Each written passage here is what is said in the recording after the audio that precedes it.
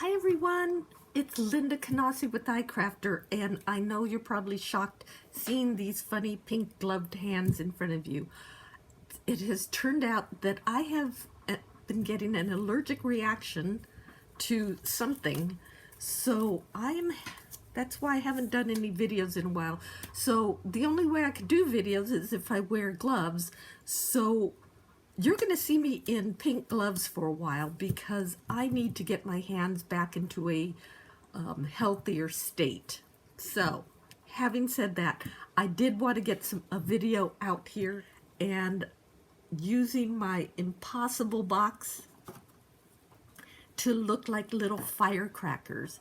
Now, these are the Impossible boxes that open up and close back down. The lid never leaves, but there is an opening so you could do little gifts inside. Okay, so I will show you how I made these, but I just wanted to introduce these. I'm going to also let you know that this Impossible box die design comes in two formats. One is the Impossible box base. It's the basis for a lot of different dies or add-on dies.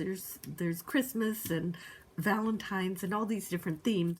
We don't have a lot of them left in stock, so I'm also going to let you know that we also have the original version was for the Halloween theme.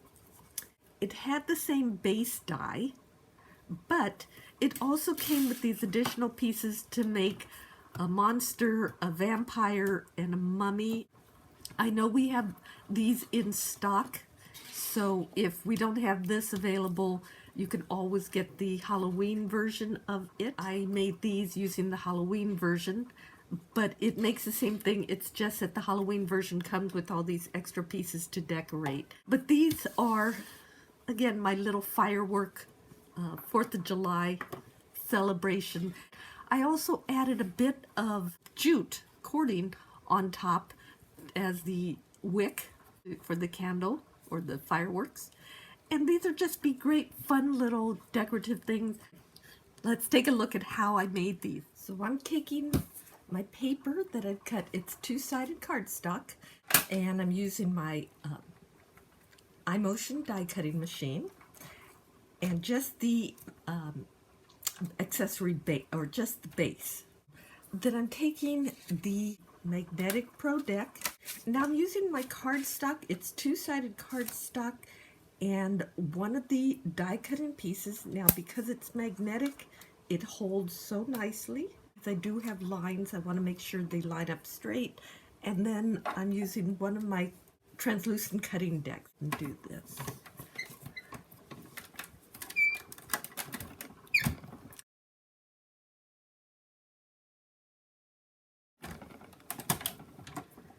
I'm just going to bring it back so that I have it in front of me.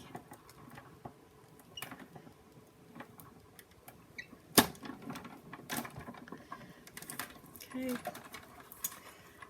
set that aside, and then, so this is what I have, the nice shape that I need, and you can see on there barely any markings on that.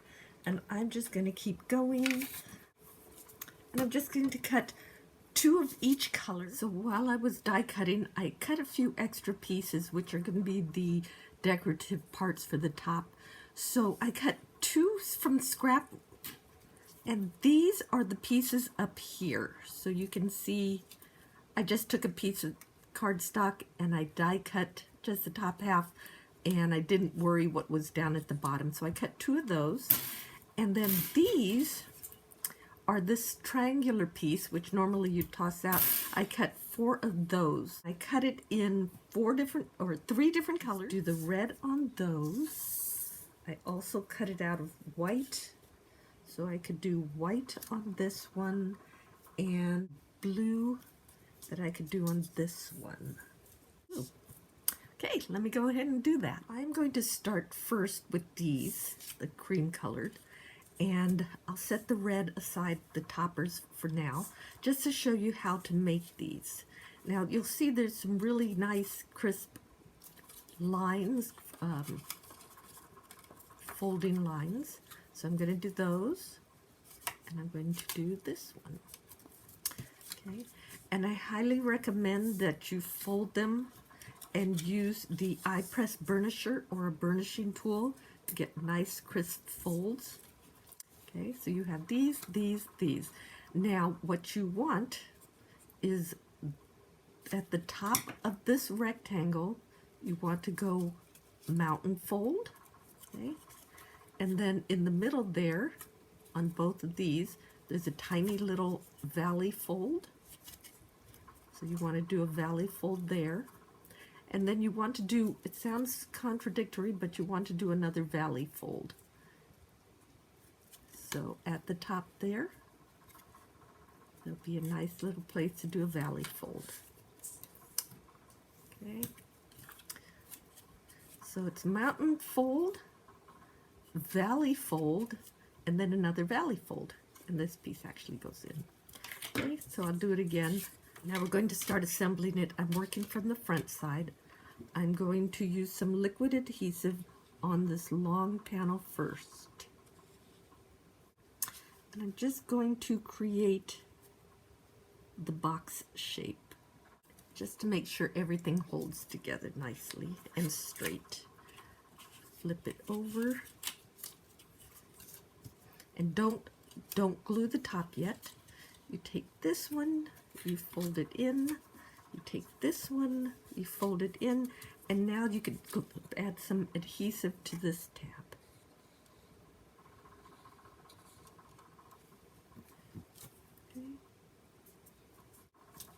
Okay, so now what I'm going to do is I'm going to also fold it this way to make sure we have a nice square. Okay? And you can see the top is already wanting to form, but I'm going to finish off the bottom first.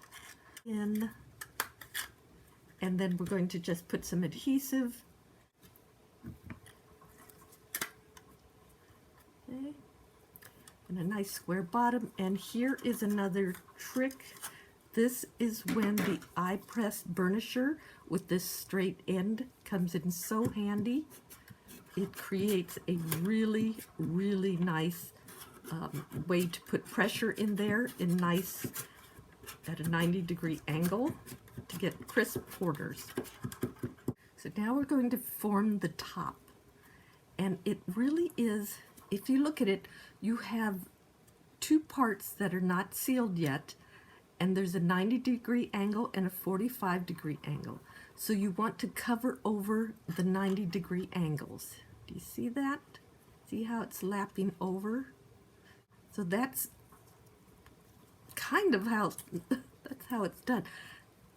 The thing too is you want to now put a little bit of adhesive on this tab.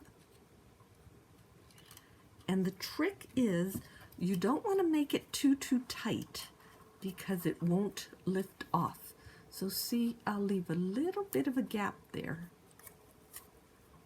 Okay, and then I'm going to do the same thing on this side. Apply some adhesive, put it behind there, and I'm not going to do it too tight. See how it's not coming all the way tight? I'm just going to hold it there.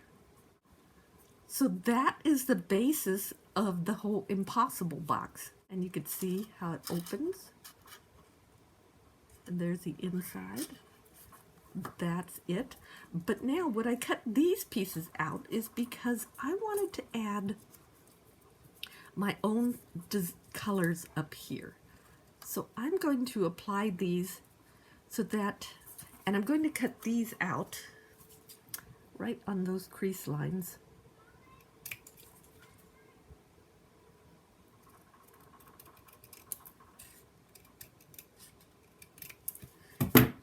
And now you can either cut them apart or cut them in pieces like that. And I'm just going to apply them to the side. So it basically makes the lid the color that I want. Okay. So now,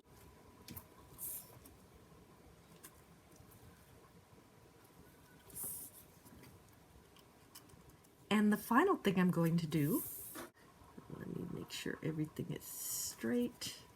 So there's the box. And the last thing I'm going to do is I had a little scrap of twine. It's actually jute. And I'm going to cut it down to, what is that, about 4 inches? I'm going to,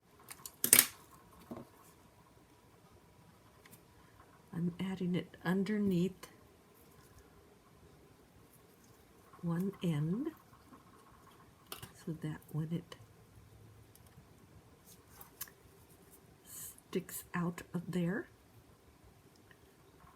So now it looks like the fuse on a firework, and I will trim it down when I get the others done.